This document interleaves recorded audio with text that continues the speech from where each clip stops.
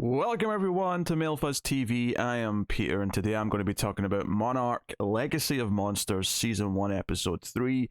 It's called Secrets and Lies. So, spoilers for the episode. We get to see Godzilla again in this episode, and interestingly, it's a moment that was kind of already shown in Godzilla 2014, very briefly, and it's just a quick thing, but as soon as it came up saying 1954, I sort of, I think I said back in the last review that maybe we'll see the events that took place in 1954 as it was described in the movie where they saw Godzilla and they got this footage of him. It didn't click until I saw it in this episode when I saw the chairs on the beach and like the military all sitting down. That there's actually a quick shot of that basically. I think it's the opening titles of Godzilla 2014, but they're all sort of sitting there and they all put up the goggles because there's a nuclear explosion going off in front of them. So we get kind of what the context of that scene is. We get that the footprint that May and Bill and Shaw seem to have found, which we never see them finding this footprint. We saw the photograph of it last episode, and then here we get kind of them with this big like imprint of it. And they're trying to get the military general to approve some uranium, which, you know, is a bit of a tough request. It's 1954. It's not that long since World War II and the nukes being dropped on Japan, which is referenced. And there's a bit of an awkward moment when he realizes he's saying that in front of a Japanese person. So there's a bit of a mood to that when it comes up. And of course, one of the big themes of Godzilla has always been about nuclear weapons and the devastation that they've caused, and the culpability of that, and just the general sort of getting over the trauma of it and trying to avoid it happening again. So, you know, I think it thematically clicked in here that the military give the approval to try and lure out Godzilla, not knowing that's his name, of course. They do it by bringing the material requested, but they bring it in a bomb form. They don't just bring the material, they actually bring a nuclear missile that they're going to detonate. The thinking being that everyone in the military who approved this said, yeah, we'll approve this if you kill it, if it shows up, because it's a big threat. And even Shaw, when he was trying to convince the general to support this project, was like, hey, these things could be big threats to not just the nation, but the entire planet. So that gets thrown back in his face when he tries to talk to the general about maybe they're going a bit too strong with the nuclear missile. But it's a fun sequence. You get to see Godzilla, you get to see the spikes coming out of the water first, and then a full glory shot of him. And of course, they don't know that he's... Like, if you've seen Godzilla, the King of the Monsters, you'll know that he effectively gets supercharged by nuclear bombs. So this did not kill him, of course. We know that for various reasons, not least of which the fact that the movies take place after this. But just funny to keep in mind. Speaking of connections to the movies, though, something that I didn't really think about before is that the present day stuff. Serizawa, who's played by Ken Watanabe in the movies, he's effectively up the top of the food chain at Monarch, and I think it's interesting to think about because he's not a villainous character in the movies. He's the understanding one for the most part, but Monarch in the show are maybe villainous isn't the right word, but they're certainly the antagonist to our main group of characters for the time being. That may not always be the case. Like, it wouldn't surprise me if by the time we get to the end of the season that our main crew are all working for Monarch in season 2, and like that's where the show's going from there. But at least right now, they are presented as this government force who are chasing them, who are trying to put a hold on what the main characters are doing and are covering things up. So they're effectively the antagonizing force in the show. So, and it was just interesting because Serizawa's name gets dropped, and I went, oh yeah. And I won't say why I went, oh yeah, just in case you've not seen Godzilla King of the Monsters, but this is before that movie. That's important. It's important. Well, one of the things I was thinking about, actually, when they were doing the whole Godzilla scene, which looked pretty good, certainly by TV show standards, Godzilla comes out of the water, the blast goes off, it's a whole thing. Kate tries to stop it from happening. She doesn't want to hurt this creature who might not even be a threat. It might be docile or it might be friendly, whatever. In a way, Godzilla in this universe, he's not friendly, but he's a force for good. He's a force for balance, shall we say? So I like that. But I was thinking during this scene that all the monster stuff we've really seen in the show has always been in these flashbacks. Like this 1950s, give or take, time period that we're exploring is where we're getting all the big monster action, because this is the adventures of Bill, Kate, and young Shaw, and them discovering all these things before the events of all the movies, including King Kong, which was the 70s.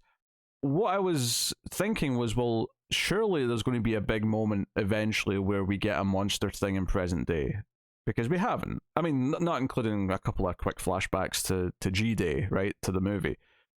And I was thinking about that during that scene. So lo and behold, just as I was thinking about that, this very episode had that at the end. We get a monster in present day. And again, I say present day, 2015. It's just it's easy to just to refer to it as present day. I know it's not present day, but it feels like present day because it's close enough. But that may become relevant. So I mean, because we might jump to present day at some point for real later down the line. It's entirely possible we will. If not this season, then possibly in a future season. So it might be very relevant to not, make that mistake. But one of the details that comes up here, and I wasn't even really thinking about this, but I thought of this between the episodes, and then it's brought up in this episode, so they are addressing it, and it is something seemingly that we're going to get more of an explanation for. But I think it's May who does the maths in this episode and realizes that Kurt Russell should be in his mid to late 90s, based on the age that he is in the 1950s.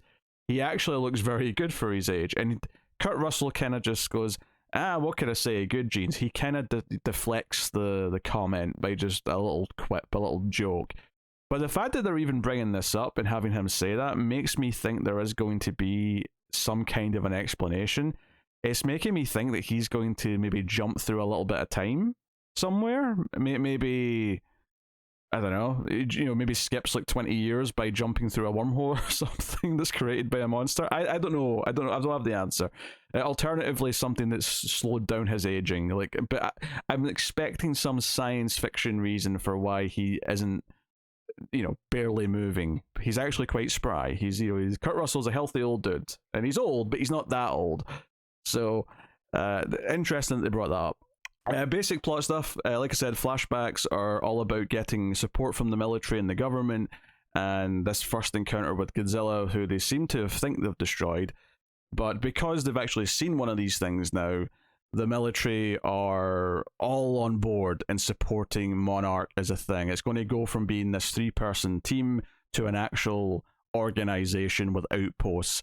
In fact, that's what Shaw says, and then he says that the general said you didn't ask for enough. So they're going above and beyond. Now that they see this as something that they need a military for, that they need to, build weapons against, now it gets unlimited funding, because, that's some commentary for the modern world and the yes, I'll just leave that there. But what we do in present day, however, is we pick up where we left off with old Shaw, with Kurt Russell. They have to make a run for it from this retirement home. The guards come after them. And I will say, I enjoyed this episode, especially the flashbacks, and I really enjoyed the end of the main story, the 2015 stuff. But I will say that it wasn't the most complicated stuff or surprising. It was very much a sequential string of events that just gets the characters from point A to point B. I wouldn't say there was a lot of depth in the ongoing story in 2015. There's a couple of details actually towards the end that I do quite like, but them escaping is a bit of a little car chase, them on a boat going to South Korea, the whole thing with Kurt Russell having a friend there who'll help them get through to a plane, and then they're on a plane to go to Alaska, I think, because they're looking for Kate and Kintaro's dad. All of that I have very little to say on. It just, it's perfectly fine. There's a couple of quippy little moments. There's a little bit of character with May calling someone, saying she'll be coming home possibly soon, and I think that probably means the US rather than her home in Tokyo. Sounds like someone she's maybe not spoken to in some time. We can maybe theorize on that, but I don't have anything too concrete to say. All of the interesting stuff really in development I felt came towards the end when they're on the plane, and then after they land, of course, where the big action cliffhanger takes place. Namely, I thought Kate, who has been very much a broken record as far as making little sniping comments about her dad and how broken that relationship is now that she's found out about this secret family, about Kintaro, and everything else, and obviously this secret life in Monarch. And Kurt Russell doesn't really have many answers to give them. He's not seen him in 20 years, but he does describe him as more of a son than an uncle, and given maybe that he had to take care of him after, you know, one or both of his parents died, it seems like he did step in and become something of a father figure, at least for some time. So that's an important detail. For me, where things got a little more interesting was with how they handled her finally kind of just acting a little different. Like she's been very one note this episode, and it was fine in the first two, especially the first one, because she was getting all this information for the first time, and that was very intriguing. But for this episode, it was mostly, like I say, one note. It was very much just a recurring thing of like, oh, dad sucks. Oh, I bet he lied about something. Oh, so on and so on. Towards the end of this episode, they have to make this sort of emergency style landing with the plane, and Kurt Russell's the best pilot apparently, so he jumps in the pilot seat, and he has Kate sit in the co-pilot seat, and she's just kind of there to like strap in, but she sets up this bottle of water for him that'll sort of help him tell how evenly the plane is, and they have this big crash landing sequence in the snow. And at the end of it, Kate just kind of starts laughing. Like, she finally, like, the tension she's been feeling for these 3 episodes finally let up because she was in this near-death moment. And instead of going into trauma like she did when she was having Godzilla flashbacks, this was more of a release of, I just survived that F, yeah. And she kind of starts laughing. Kurt Russell starts laughing along. And it does kind of feel like the event had an effect on her that wasn't just, you know, I could feel a very intentional pivot point in her character here where she kind of let loose for just a second, and it was actually kind of refreshing at this, because like I say, she'd been so one note throughout the episode that it felt like, oh, this is nice, this is progress. And I think the one note nature of it also helped with the next few moments where they find the plane that the dad was on, and it's completely destroyed as if they crashed. But they find a tent. They find out that his body's not in the cockpit. There's someone else there. And then the tent has, you know, living quarters. It has evidence of life. They set up a thing early on where he would write with a pencil until it was basically nothing left. And there's like a sharp pencil sitting on the table. And they're like, holy shit, he survived. And for the first time, Kate's just relieved. Like, she kind of talked about earlier how she wouldn't be sure if she's more or less scared of finding him dead or alive, because if he's alive, then she has to confront him about all these things that he was keeping from her. But in the moment, when she sees that he has survived, he's not there right now, we've not found him yet, but this is proof that he did at least survive the plane, she does sort of emotionally feel relief. She smiles and kind of cries a little bit, and Kintaro hugs her, and they've been, you know, bouncing off of each other constantly since they met. This has not been a warm brother and sister relationship. It did feel like it meant something when he just put his arm around her and they embraced a little bit, because they're both relieved that the dad's alive, or at least was alive longer than they thought originally anyway. And apparently he's been doing Monarch stuff most of his life, so he's probably one of the better experienced people to survive out in dangerous circumstances. So yeah, I thought that was a couple of little details that just fleshed out that. I think the before I get to the monster itself, I think the reason why the 2015 plot was a little less exciting to me this episode is because it was very much just about getting characters from point A to point B. It was a big distance. There was a few, you know, stops along the way, and ultimately it was all just about getting to this point now. without anything super exciting. And I'm not talking about monsters. Like, I think it'd be easy to misread what I'm saying here and say, oh, there needs to be more action. No, I'm not saying that.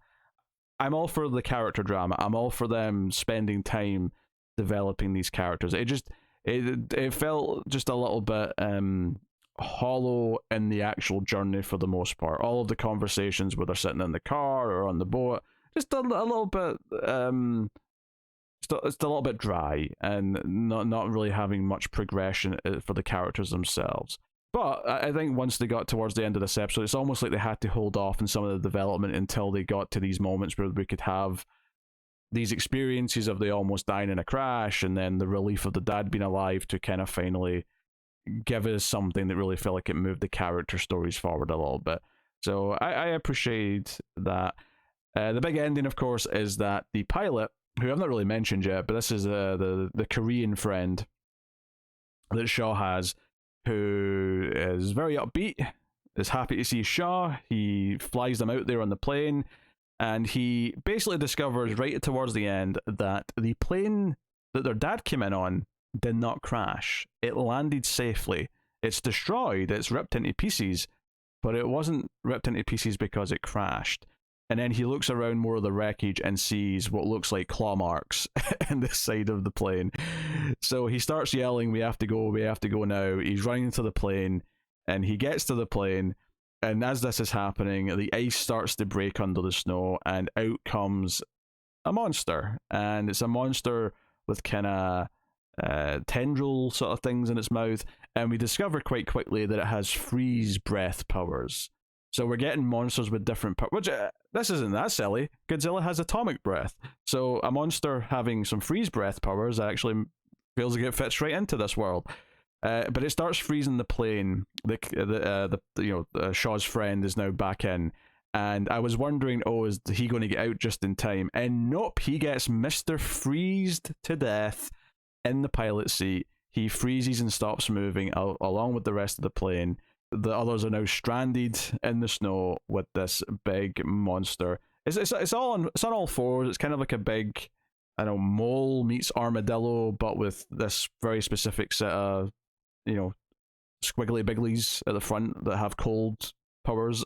It was funny to see though. Like I said, I was thinking in the middle, like, are we going to get something in present day that brings these characters into the actual monsters? Because up until this scene, the present day stuff hadn't had any of that.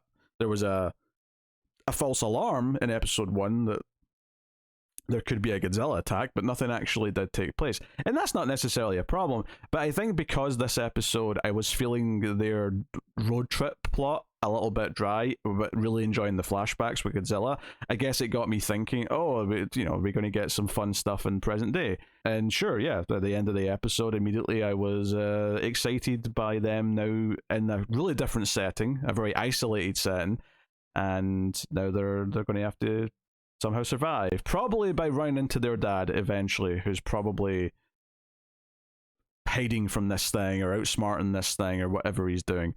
But there we go. I mean, that was episode 3. I had a good time still, for sure, overall, even though I did have like some critiques of just being a little bored is the best thing I could say about the actual characters traveling. But ultimately, never to the extent where I was like, oh god, like, oh, this is going down the toilet or anything like that. Just it was clearly the less exciting of the two plots in the episode. The other stuff got the fun lore stuff. It had the bigger sort of themes about monsters and are they enemies, are they not? And I was kind of getting more into that for sure. They did do a cool little crossfade early on in the episode where it crossfaded from Kurt Russell to Wyatt Russell to sort of go from old Shaw to young Shaw, and that was a fun little visual touch. Kind of emphasized how much they look alike because they're father and son, so it works quite well. But yeah, that's the episode. I look forward to seeing what episode 4 brings and how they deal with this monster in the snow. It does make me, now that we've got a monster in present day, it makes me wonder, are we now going to get a monster at some point in a more populated area in present day? Very curious. Obviously, it can't be anything too big because otherwise, why would the later movies not reference something? And maybe that's an indication that we will be mostly in more isolated areas away from populations, but either way, it doesn't really matter. Like, I just want to see some fun monster stuff and some survival shit. Like, I'm down for any of that. So, the only other thing to mention, I suppose, is that someone higher up the food chain at Monarch comes and grills out Tim because he wasn't supposed to go on this little mission upon himself, and tries to send him home. But then the action lady, Duval, I think her name is, who's been doing all the operation stuff with him, is like, yeah, like I could probably still use him around to track down Shaw and figure out this stuff. So she kind of sticks up for him in a weird way, and I would presume is going to get her way, and Tim will still be with her hunting down Shaw and the rest of the main characters next episode. I feel like one of them is going to get killed by a monster, probably late in the season, but it feels like one of those two characters is primed for some monster eating. It does make you wonder, though, if any of the other four main characters are going to be killed by a monster. The most obvious one is probably Shaw, just because it's Kurt Russell, and committing him to more seasons might be quite tough, and it can be the end of his story, because he's an old man, and we can pay off, and he can sacrifice himself to save his kind of grandkids. Yeah, I could see stuff happening there. But let me know what you thought of this episode of Monarch in the comments below. Like, subscribe, all that stuff. Helps out a lot if you do. More people will find the show on the channel. And of course, you can support all the content over at patreon.com/MailFuzzTV and help keep everything coming. But that is me, so thank you very much. I will see you next time. Keep watching TV. Have you got any vanilla?